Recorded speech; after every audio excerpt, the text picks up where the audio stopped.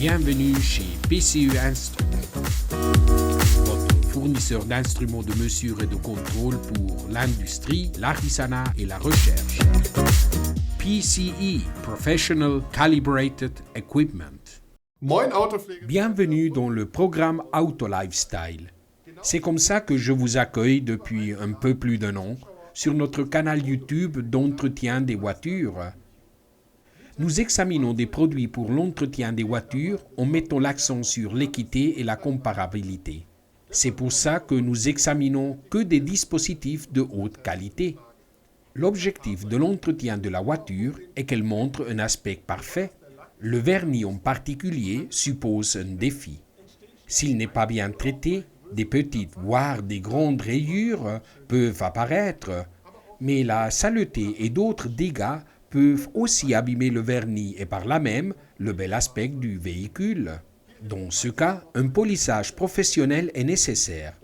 Mais quel est le produit adéquat pour que le vernis brille? Il est difficile de décider correctement puisque la vue humaine peut faillir. Sous différentes sources lumineuses et différents angles de vision, notre vision perçoit différents résultats. C'est là qu'entre en jeu la mesure de l'éclat. Nous utilisons le brillance-mètre PCE IGM 100. Ce modèle est selon nous parfaitement adapté puisqu'il mesure dans 3 angles, 20, 60 et 85 degrés. Vous pouvez l'utiliser sur des surfaces mates comme les plastiques ou encore sur des surfaces très brillantes comme le vernis d'une voiture. Mais commençons par le début. Le contenu de l'envoi inclut un étui résistant, un câble adaptateur avec prise, une notice d'emploi, un logiciel dans un CD et bien entendu le dispositif avec un cache de protection et étalonnage. Le maniement du dispositif est simple et se fait essentiellement au moyen d'un écran tactile de 3,5 pouces. Vous trouverez un autre bouton sur la droite. Il sert à allumer et à éteindre ainsi qu'à mesurer. Nous maintenons ce bouton foncé pour le mettre en marche. Nous nous trouvons maintenant dans le menu principal. Avant de commencer la mesure, jetons un coup d'œil aux réglages. Vous pouvez effectuer ici de nombreux réglages comme la luminosité de l'écran, la date et l'heure ou le mode pour droitier ou gaucher. Les réglages sont intuitifs. Dans le menu suivant, nous trouvons les réglages de l'étalonnage. La cache de protection doit être mise pendant l'étalonnage. Ainsi, la plaque d'étalonnage sera orientée et pourra étalonner sans aucun problème. Le message « Calibrate Pass » indique que l'étalonnage s'est fait correctement. Le menu permet aussi de régler à notre convenance la tolérance, les angles de mesure ou d'autres paramètres. En outre, vous pouvez mettre le dispositif en mode USB pour le connecter à l'ordinateur. La notice d'emploi explique en détail les différents réglages. Voyons maintenant les différents modes que possède l'appareil, le Basic Mode et le mode Standard. Vous pouvez enregistrer ici jusqu'à 1000 mesures en continu. Chaque mesure reçoit un numéro d'identification unique. Ensuite, nous avons le Statistical Mode qui permet d'effectuer des calculs simples pendant la mesure, comme par exemple obtenir la valeur moyenne d'un nombre de mesures que vous pouvez définir librement.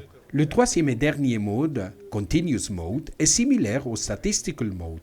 La différence est que la mesure s'effectue automatiquement selon la fréquence d'échantillonnage réglée, ce qui évite d'avoir à appuyer toujours sur le bouton de déclenchement.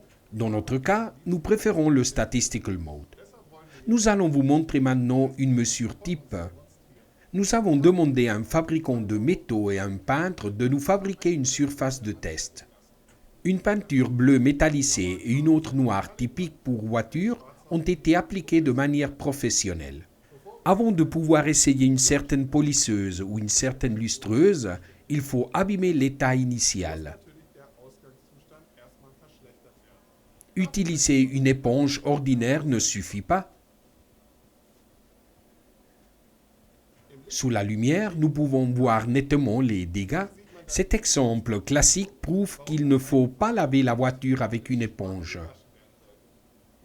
Examinons l'état initial avec le brilliance-mètre PCE IGM 100.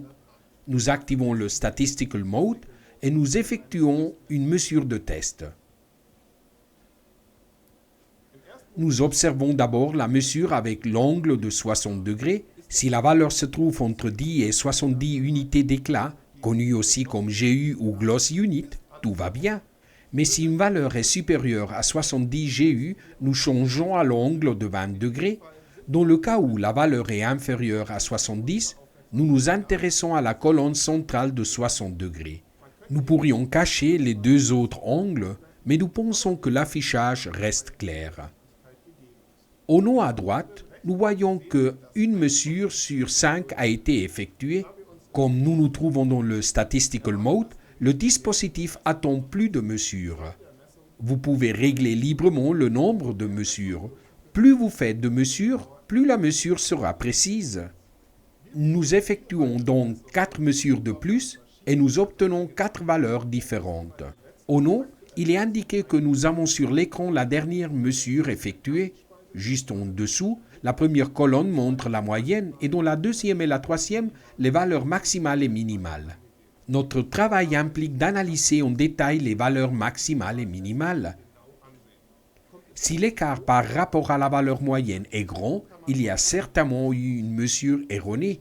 Il se produit lorsque le dispositif n'est pas appuyé sur la surface. L'éclat est mesuré avec la lumière, c'est pourquoi aucune lumière externe ne peut pénétrer. Si l'écart d'une valeur est très grand, nous refaisons une mesure. Si nous souhaitons voir toutes les mesures, nous entrons dans le menu Data. Toutes les mesures, jusqu'à 5000, sont sauvegardées ici. Il n'est pas nécessaire d'utiliser de papier ni de crayon. Si vous le souhaitez, vous pouvez importer les données à un ordinateur et les éditer avec le logiciel inclus ou les exporter à un autre programme. Mais comme le maniement et la visualisation sont excellents, nous pensons que ce n'est pas nécessaire. Il est quand même bon d'avoir cette option. Nous prenons ensuite le produit que nous souhaitons examiner et nous le polissons.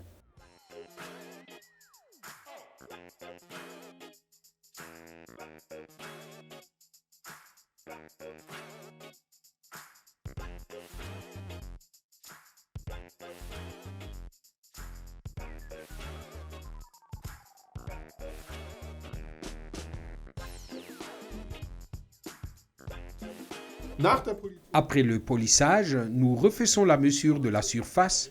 Dans notre cas, nous mesurons 20 à 30 fois pour avoir une moyenne correcte. Comme vous pouvez le constater, l'éclat a considérablement augmenté. À quelle personne la mesure d'éclat convient-elle particulièrement?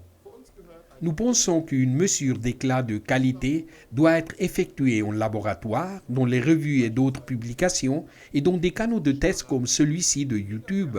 Tous ceux qui souhaitent faire une comparaison ou montrer une différence nécessitent un instrument de mesure, mais les climatiseurs aussi peuvent en profiter.